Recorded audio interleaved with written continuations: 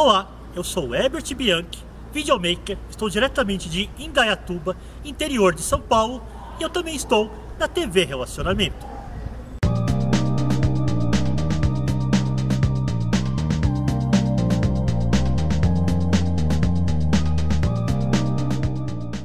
Olá, internautas, iniciamos mais um programa Gestão Executiva. E hoje nós temos como convidada Neusângela Souza. Muito obrigado pela tua presença aqui. Conta um pouquinho para os nossos internautas onde você nasceu e um pouquinho da sua trajetória profissional. Eu nasci em Feira de Santana, no estado da Bahia. Excelente cidade. Mas saí de lá aos 10 meses de idade. E minha mãe migrou para uma cidade que chama Itabuna, ao lado de Ilhéus, também na Bahia. Nós ficamos lá até a minha adolescência, 14 anos, quando migramos para São Paulo. E aqui continuei meus estudos, né? E estamos aqui há 35 anos. Hoje eu tenho 50 anos. Minha trajetória, eu comecei a escrever aos 9 anos, comecei a ler aos 4 anos. Isso é uma rotina na minha casa, a gente lia todos os dias, 6 da manhã e às 6 da tarde. Então a leitura para mim começou muito cedo. As letras, né, começou em minha vida como um café da manhã, né, é uma rotina.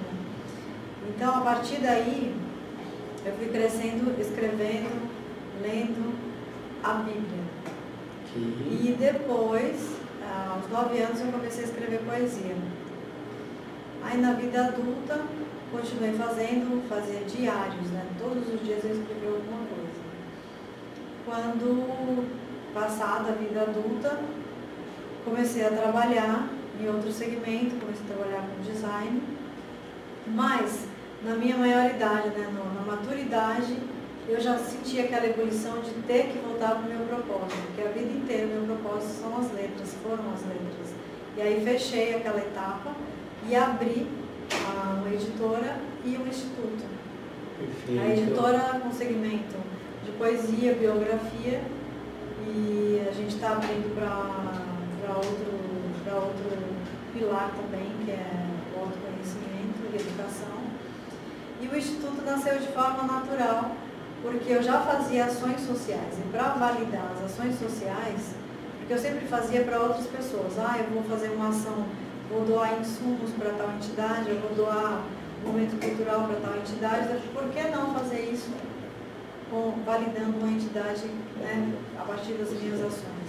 E aí nasceu o Instituto Olhar da Língua Portuguesa no Mundo, e a primeira ação que eu fiz foi uma antologia unindo todos os escritores das línguas portuguesas. Mas o projeto deu muito certo, e não só de língua portuguesa, mas também outros continentes, como África e Japão e Estados Unidos se inscreveram nesse projeto. Foi um projeto muito feliz, e eu fiz a apresentação desse livro na Universidade de Coimbra, em Portugal.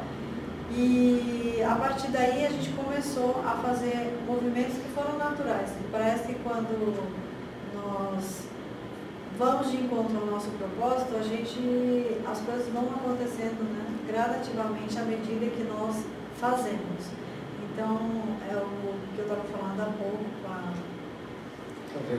com a Velze, que a nossa vida a gente não pode colocar essa carga gigante de amanhã vai ser assim, agora vai ser assim, e agora eu tenho que ser o melhor, ou tentar ser o melhor, minha melhor versão a partir desse momento. E a partir desse desdobramento, amanhã a gente consegue ter um resultado. Mas então eu tenho essa uma maturidade, óbvio, né? Que as coisas não foram sempre assim. Mas esse momento eu penso assim, vou todo dia fazendo um passo e as coisas vão evoluindo. Hoje, o Instituto a gente faz intercâmbio de poetas Brasil e Portugal. Na editora eu também eu tenho uma predileção por biografia e história de superação.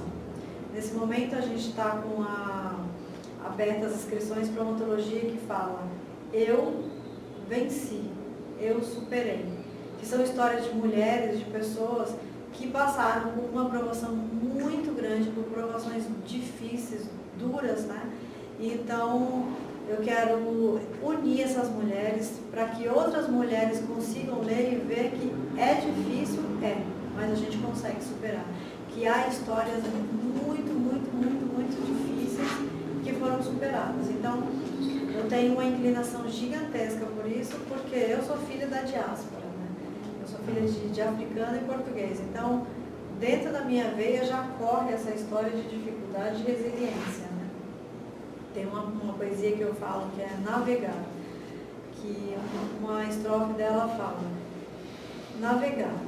Quando meu pai vinha no navio, na proa tomando vinho e pandelão, minha mãe vinha embaixo, a chicotada, farinha e suor. Então é uma alegoria para o sofrimento que já foi do meu ancestral, né? A parte da minha bisavó, que veio na condição de escrava, né? Porque é interessante essa medida que as pessoas falam. Descendente de escravo, não. Descendente de alguém que foi, né, conduzido a essa situação, foi submetido após ser raptado, atravessado o Oceano Atlântico e aqui se colocou na condição. Foi colocado, não se colocou, né? Então, eu acho que isso até é um trabalho de resgate de autoestima de nós que somos descendentes de africanos. Saber que a gente não é descendente de escravo, a gente é descendente de africano que foi condicionado por um momento, né, do colonizador, que também corre nas minhas veias, que é o do meu pai. Ok, interessante. Rosângela, quer dizer que desde pequena você sempre entrou e ficou na área de humanas? Sim, sempre, sempre, sempre. Isso é a minha grande memória afetiva. Inclusive eu falo isso na página da minha editora, porque quando eu falo de felicidade, minha memória afetiva vem nesse viés. A leitura das manhãs, que eu acordava todos os dias ouvindo uma música, bom dia, bom dia, bom dia. Meu avô já estava lendo a Bíblia e sentava ao meu lado e a gente começava a ler. Então, ele começava a ler desde quando eu tinha 1 ano e com 4 anos aquilo para mim eu já consegui decifrar aquelas, decifra-me ou devoro-te, né? Interessante. Do filósofo. E então, eu acho que todo mundo nasce, mais uma vez falando de Belza, todo mundo nasce com um propósito, e não é uma escolha, é um chamado. Então, quando a gente tem esse chamado, a gente procura expandir, e quando a gente foge, a gente sofre, porque eu tentei outras coisas, e fui muito infeliz, feliz financeiramente, muito infeliz emocionalmente, porque você fica estreito num espaço que não é seu. Porque a gente tem um propósito, e esse propósito não é para melhorar a nossa vida, é para melhorar a vida do senso comum, da nossa sociedade. É uma responsabilidade social, né? Então, eu tenho um projeto que chama Conte Seu Conto, que é um projeto de restauro de autoestima. Então, eu faço esse projeto com moradores em estado de rua, faço esse projeto com egressas, né, que são mulheres que foram efetivamente encarceradas por algum motivo, mas que saíram. E eu vejo o seguinte, que quando a gente se depara para mapear essa emoção, você consegue tocar no que te feriu. E quando você vê o que te feriu, você consegue identificar, sentir, apalpar e se despedir. Ok, interessante. Então a minha predileção são essas histórias de superação. Porque eu acho que está em mim essa coisa de... Por isso que eu criei o Instituto, porque eu gosto dessa sensação, essa empatia de ver que a gente está sofrendo, mas a gente tem um norte, a gente pode transformar essa dor em amor para doar ao próximo, né? A gente servir de espelho. Inclusive o livro que eu escrevi chama Diário de uma Poeta, Espelho. Porque eu acho que todas as nossas emoções, não é? Elas são espelhos. É tanto que os poetas que deixam a gente muito forte na nossa memória, por quê? É o espelho de nossa emoção, né? O amor é o fogo que arde sem se ver, né? A ferida que dói e não se sente, é o contentamento descontente. Isso é universal. Verdade. Não é verdade? como também está na Bíblia. E ainda que eu falasse a língua do homem, né, a língua dos anjos sem amor, eu nada seria. Então isso está na Bíblia. Então essa roupagem de alma, de sentimento, de espelhamento, eu acho que é o que rege a nossa vida. E esse é o meu último livro que eu escrevi, que eu lancei na Bienal desse ano, que fala exatamente sobre isso, o espelho das nossas emoções. Muito legal. Rosângela, foi bem assim, fiquei muito feliz de você ter encontrado o seu propósito de vida, né? Em japonês, a Vel sabe muito bem, chama-se Ikigai. E você saber exatamente assim, para que eu vim nesse mundo, né? E a partir daqui, como que eu evoluo, né? E ajudo as pessoas. Sim. E na África tem um chamado Ubuntu, que o Ubuntu, um sociólogo foi lá, ele foi quis saber lá como que o comportamento dos nativos lá. Sim. Então pegou um monte de crianças, falou, aqui tem um prêmio aqui, nós vamos fazer uma corrida, né? Era um pote de balas. Quem chegar em primeiro ganha lá o pote de balas. Quando ele falou assim, eles gritaram Ubuntu. E todas as crianças deram as mãos e todas foram juntas até o ponte e todas desfrutaram na paz. Que lindo. Bonito, né? Que realmente são propósitos aí, que muitas vezes a vida é uma coisa assim. Para uns, ela é bela demais e muito curta para se fazer as coisas. E para determinadas pessoas, a vida é um fardo. Cabe a cada um de nós saber como interpretar isso daí. Né? Uma curiosidade, todo dia você lê alguma coisa? Todo dia. Todo dia, pela manhã, pelo menos 30 minutos, ou 40, assim. Eu acordo, antes de mais nada, eu tomo chá. Porque isso é um costume também da minha avó. Minha memória afetiva é chá e letras.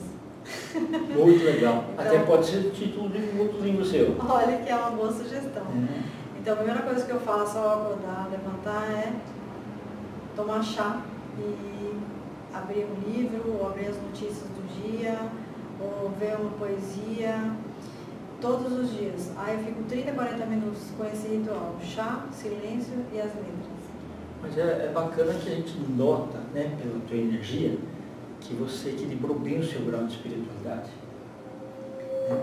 E isso fez com que você fosse forjada, né, nesse diamante que você se tornou.